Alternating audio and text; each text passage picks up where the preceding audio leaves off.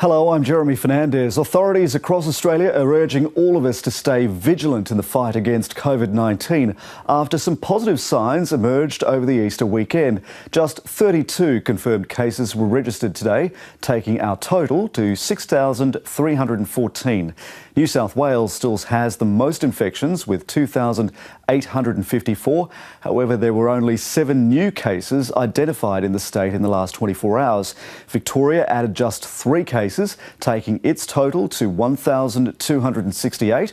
Western Australia also recorded 3, the lowest daily increase in the number of cases since the testing regime began. In South Australia, the ACT and the Northern Territory didn't even add to their totals today. However, self-discipline and resolve are being called for, with 59 deaths nationally now. The most recent death in New South Wales was of an 82-year-old man. Tasmania recorded its 5th death after a woman in her 70s died at a hospital in Burnie, and a 74-year-old man in Adelaide became South Australia's 4th Covid-19 victim. He's the 16th fatality directly related to the outbreak on the Ruby Princess cruise ship.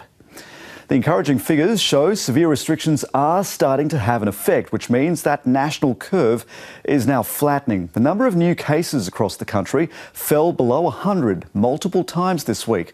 Health authorities will be looking to consolidate these results, particularly today's, in the coming weeks. A large part of the good news is down to fewer overseas travellers who had previously made up a large proportion of those numbers. Now that there are fewer people coming in from overseas, we're getting a figure that reflects proportionally more community transmissions of coronavirus among local carriers. The Chief Medical Officer says although the signs are good, strict measures will continue for some time. There's no place in the world I'd rather be than Australia at the moment. Having said that, as my colleagues have been saying for the last few days, we cannot become complacent. We have to keep our pressure on and make sure that we don't end up like countries in the world that you've all seen on the news, where this pandemic has developed uncontrolled community transmission. Well, as Dr Murphy notes, it's important to note Australia's trajectory of infections compared to the rest of the world stands favourably. Population densities need to be kept in mind when you look at these figures of confirmed cases, but the key influences in each country's curve are the severity of restrictions and how early they were implemented. The US is now the country with the most deaths and the most confirmed cases. This week, the total number of those killed by coronavirus worldwide passed the grim milestone of 100,000. At the current rate, more than 7,000 people a day are dying. In the US, images from Hart Island in the Bronx shocked many Americans, prisoners from a nearby jail dug mass graves while wearing protective suits. The site has been used for more than 150 years by city officials as a mass burial site for those with no next of kin or families who can't afford funerals. As the death toll grows, the only long-term solution is a vaccine, and that's not a sure bet. More than 60 are in development across the world, but at best a result is still 12 to 18 months away. Most experts say even that's wishful thinking because vaccines usually take at least 5 years to develop. But preclinical trials for Australian products are now taking place, with the University of Queensland playing a major role. Professor Paul Young told 7:30 this week they're working at the fastest pace possible. Most vaccine development occurs in a sort of pipeline of activities, and it's a linear pipeline. So we have milestones that we need to hit, and each time we hit that milestone with a success, we move on to the next stage. And really, that has defined that 18-month timeline. Traditionally in the past, most vaccines have gone out to 5 or 10 years in development. So 18 months is still a radically short time. But what we've done recently is we decided to uncouple the last stage of vaccine development, which is the manufacture, and actually see if we could run it side by side with the clinical trials. And hopefully we're going to be able to cut about 6 months off that timeline. So we're now looking at the 12-month timeline, say around about the early 2021. Meanwhile, 2 of Australia's top scientists in the field are also cautiously optimistic about that timeline. The new technologies are really focusing the immune response at the very particular part of the virus that we know is going to inactivate the virus and prevent it from replicating in these deep tissues. So it's really a focused approach instead of a scattergun approach as was used before. This is a whole new era for making vaccines, and one that's emphasising speed because we understand the pain that the community is going to give us time, and we're trying to honour that sacrifice.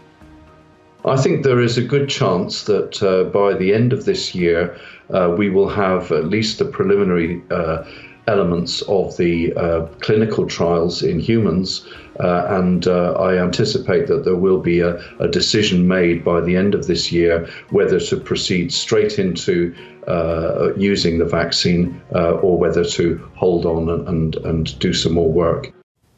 So with a vaccine not on the table until next year at the earliest, how long will government support be needed? This week, the biggest economic rescue package in the nation's history passed federal parliament with bipartisan support.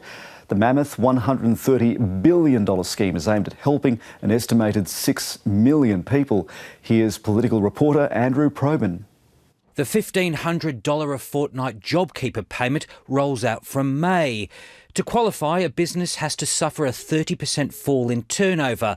That threshold's been halved for charities, while big businesses will need to demonstrate a 50% fall in turnover. Anyone who misses out can apply for the Job Seeker Allowance, the rebadged unemployment benefit, worth $1,100 a fortnight, even more when other payments are added. This, the People's House, will deliver for the people of Australia. This is good legislation. It will make a difference to people as a result of what we do in this parliament. Well, the information and regulations around coronavirus is changeable and sometimes even unclear. We've received tens of thousands of questions here at the ABC, and we've put some of those questions to the Melbourne-based GP, Dr. Vyom Sharma, and national medical reporter Sophie Scott.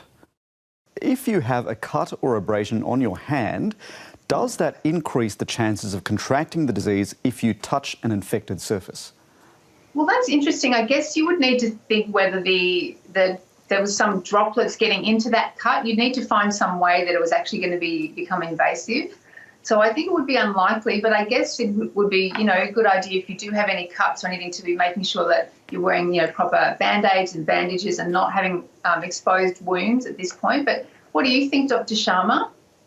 Well, I think it's a really good question. It demonstrates the complexity. So if we just go by infection control principles, the skin is probably the biggest immune barrier there is. And so if that's breached, then by all means, that means that if droplets were to get in, that might be a risk. Now, there's other factors there too. For example, the SARS-CoV-2 virus loves to attach to parts of the body that has these ACE2 receptors. Now, are they at the specific site you've got the cut, and who knows? And are we going to run the trial on half the people with cuts and half the people without cuts and see who gets the infection? No. It's very sensible what you're saying. Cover the cut, take every precaution possible while we learn more about the virus. As we've heard repeatedly, it seems that a vaccine is at least 12 to 18 months away. Beatriz Vallador of Facebook asks, will coronavirus until then repeat each year like the flu? And what are the chances of a vaccine actually being reached inside that time frame? So it's one of the main theories that's been posited by a lot of virologists is that some things is just going to become part of our environment, this soup of microorganisms that we live in. And look, I think it is very possible that we are going to have a vaccine. The time frame, on one hand, 18 months is an optimistic time frame. On the other hand, has there ever been a more concerted effort to build a vaccine towards a single organism? We can do some pretty extraordinary things. I wouldn't be surprised. And not to mention, vaccines are not the only form of treatment we're looking at.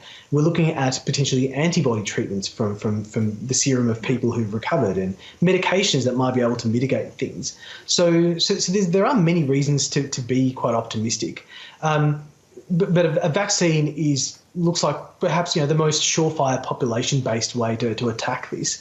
And what can I say? There's people who are working very hard on it. And if we're lucky, we'll get something sooner than 18 months. I want to come back to this question about isolation, which has a few people tied up in knots. Very simple one. Can we get a car service? So I think, with the car, getting your car serviced, I think if you don't need to do it, then I would put it off. I've put getting my car serviced off. because I don't think, unless I need it desperately at the moment, I think it's, again, the risk-benefit analysis, and I don't think, my car is fine. I don't really need to get it serviced at the moment, so I'm putting that off. On the other issue of getting a car service, like coming to pick you up, like an Uber or something like that, again, it's a risk. The advice is to sort of sit in the back seat of the car and to not, make sure you're disinfecting, washing your hands if you can when you get out. But again, it's still not, you're still going into an environment where you really don't know how well cleaned that environment is, and whether the person that you're getting the lift from might even have the virus and not know it. So it's again a bit of a risk. What do you think, Dr. Sharma, about those two things?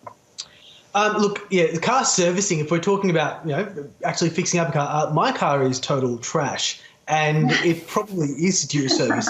And there's almost this kind of trade-off of, what do I really need the car for? And really, the reasons personally I think I would need the car is to take care of my family, who my father's actually quite frail and ill, and one would argue that I need to have an efficient, safe method of transportation. So it's one of those excellent kind of nuanced questions. There's so many kind of layers to, but anything that I can put off, I will put off very confidently. So I think that, kind of the guts of your answer is just spot on. And if you want to hear more questions and answers, you can check out our full 40-minute chat on the ABC News YouTube and Facebook channels. We'll be live streaming those Q&A sessions every Friday at 3:15 Eastern Time. We hope you can join us. And of course, you can stay up to date with the latest on the special coverage page of the ABC News website. Keep those questions coming in. Thanks for joining us.